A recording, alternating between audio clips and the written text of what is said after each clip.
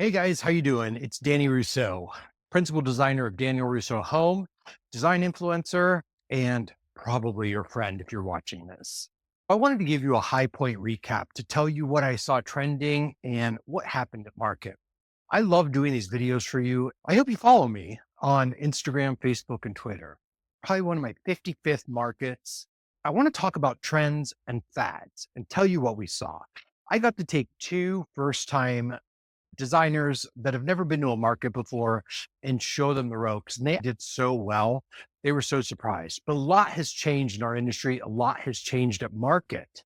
It's such an experience when you're around all of your designer friends, people you haven't seen in a while. I got to see so many great people, find new lines, see new introductions. I'm going to tell you about it and break it down for you day by day. You've been seeing the small videos I posted, but we drove down on a Friday, checked into my favorite hotel, the Greensboro Marriott at the airport. It is one of my favorite hotels because all of the big designers stay there. I made the reservation a while ago. We drove and it was a long drive. The last market that we went to, we flew and our 3 hour flight turned into a 12-hour adventure. So we drove down on Friday, got in, went to bed, got up early on Saturday, and we hit market first thing in the morning. We started off at Showplace and IHFC. We got to see so many new things. We were in all of the big players. We were at Moe's, Noir, Four Hands, Sunpan, Bernhardt, Hooker, Caracal, our great friends at McKinley Leather, my good friend Renee Cesare. There was so much going on. Everybody was saying that attendance was light this year, but they also compared it to last market. So the numbers that I saw, attendance was down about 2%. That's not a huge number. Market used to be super exclusive, only to the big players. Now, 60% to 70% of the attendees are designers. Markets change. My first market was in 2012, and I've seen vendors come, I've seen vendors go. It's interesting to see the dynamic. We had the high point shuffle going on the last 2 years where everybody had to move and they tried to rebrand. The catering was so much better than in the past. Remember when we went through COVID and we had the boxed meals and everybody had to wear masks? That was a horrible time. I've been busy and going nonstop since about June of 2020.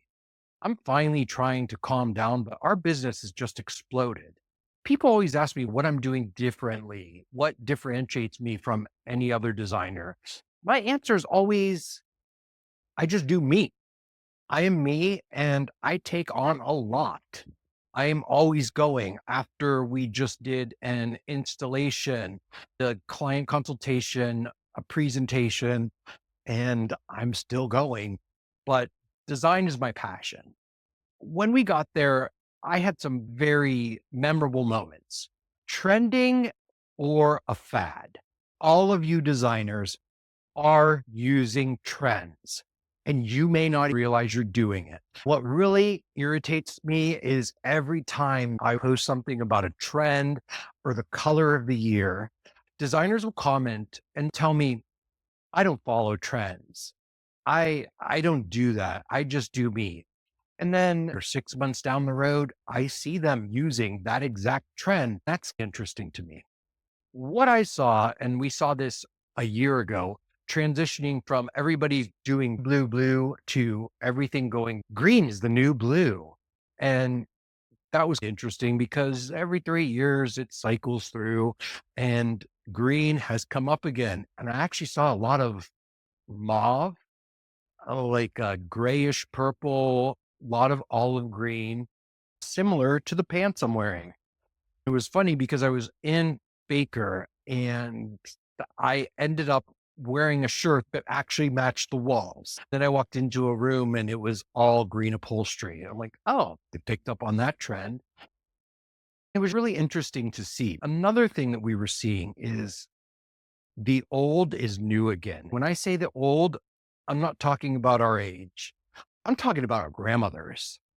Our grandmother's style and the grand millennial, it's back and it's back so hard. Everything looked like it was from this. A lot of rusty oranges. Rust was just everywhere. Rusty orange, rusty red, lots of blues, lots of oranges, lots of drab greens. It was really interesting to see how the showrooms were incorporating that.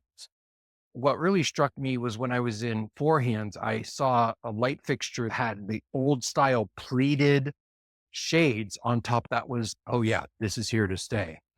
I'm trying to bring back conversation pits, and we saw a lot of low sitting sectionals that represented that era. It was just very unique. I'm trying to think natural textiles, which I've always incorporated in my designs. Burl wood was everywhere. My first interaction with burl wood was in a Mercedes Benz back in 2023. I've always wanted that wood in a car, but we're seeing burl on so many accent pieces. It's back and lots of textures, lots of woods. Bye bye boucle. We saw very little of it. A lot of furry textiles, lots of lambs, lots of very fun, very comfortable alpaca furs. I saw a lot of those. It was such a unique market this year. It seemed slower. Last October, I remember being there and thinking it was slow. A lot of designers think they don't have to go to market. If you're not going to market, I don't know how you're in this business. Not only are you getting to see, touch, and feel the things that your client is trusting you to use, you're also getting to interact with the designers and the reps. One of my favorite lines is RC Furniture. Rene Cesaris is the owner. He gave me a personal tour. I have used his pieces, and my clients absolutely love them. The way he pays attention to detail with every piece that he crafts is just so interesting and thought out. The stitching, the layout of the arm, the seat of the cushion, everything is just, he thinks about everything. I'm really excited to be working with him. We also got to tour McKinley Leather and meet the owner there. She was such a great gal. We're using a few pieces from their collection. Visual Comfort had a great show. I saw so much trending. Integrated LEDs are everywhere in everything, and we are going to be using those frequently. I saw a lot of portable LEDs, and the tunability of the bulbs is unique. Alabaster has been trending for a couple years now. We saw alabaster everywhere. Visual Comfort had a great showing. They had a lot of great new stuff. Hudson Valley Lighting had a lot of great stuff. We went into Schwang's new building. I think it's called the 303 or 313 building.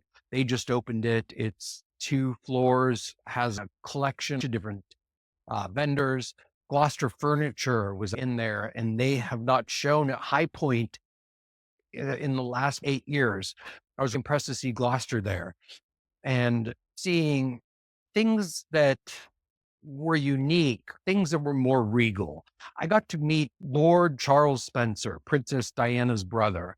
I was rushing through Theodore Alexander and happened to run into him. And he was like, "Oh, you're from Ohio." Apparently, his great grandmother's from Ohio. We got to talking for about 20 minutes, and he told me about the history of his collection. And it's very rare that I get to have that one on one interaction with somebody that designs pieces. I don't know if we want to call him a designer celebrity or a design celebrity because he's more on the regal royal side. I tried to stay away from the pedestrian vendors. When I say the pedestrian vendors, those ones that we all know and use, I'm tired of seeing that. It was refreshing to see Four Hands have a new look. It was refreshing to see Hooker's new showroom. Left Bank has some great new pieces. There's suggestions I made to some of the vendors 2 or 3 markets ago. They actually listened. Not only did they listen, they produced it and were showing it. I had brought up to Left Bank that they should produce art with integrated lighting, and they had some great pieces. We saw Stylecraft and Harp and Finial with LED pink flamingos that looked really good. Uttermost had their stuff together. It was great to see that they've innovated and launched a new upholstery line. that's customizable that they didn't have before. And their showroom looked really together this year. I was quite impressed. Meridian Furniture is one of my new favorites for quick and cost-effective job. Another thing, Sunpan really stood out to me. They used to be all dark and moody. Then they shifted back and we're going to be, oh, we're going to be light and airy now. And then they shifted back to, we're going to be in between. And they actually had some really great pieces for hospitality, some really great beds. Caracal, we got to see their line. That's one of my go-tos. Megan McIver was with me and Lisa Davenport, amazing women that I have admired for 15 years now. They're really all about American made pieces. We got to go to Lexington Home, which I had actually never been to before. Lisa gave me a great tour. It's so comfortable, affordable, and the usability is great. Everything's all about performance fabrics, performance velvet, performance weaves, everything is performance. All of our clients are wanting performance. And I want you as a designer or as a client to know the difference between a trend and a fad. A trend is something that a bunch of people are jumping on. A fad is, think of a one-hit wonder. It's going to be a flash in the pan. That's a fad. A trend is something that's going to stay around for a few years. And our jobs as designers is to interpret these trends and to determine what is going to last and what is going to be a fad. And that's the unique ability that designers bring to the table. We also bring you access to these pieces when your designer is going to High Point. We are bringing you the knowledge of a collective of hundreds, if not thousands of designers that we are interacting with. How did your client like this piece? How did your client like that piece? What do you think of the quality of this line? Is it good to use for this? So we're always doing that. And a lot of people don't realize that's what these trips involve. We had such a great time. I hope this recap has been informative for you. If you have any questions, please feel free to reach out. I was excited to make this video for you. I wanted to get this to you as soon as possible. The minute we got back from High Point, I had to drive to Springfield, Ohio. Yes, Springfield, Ohio, which is nothing like what you've heard about on the media. We opened a project down there, did an install Wednesday through Saturday, the day we got back from High Point. And Springfield is such a great city. There's so much history there. The people are so nice.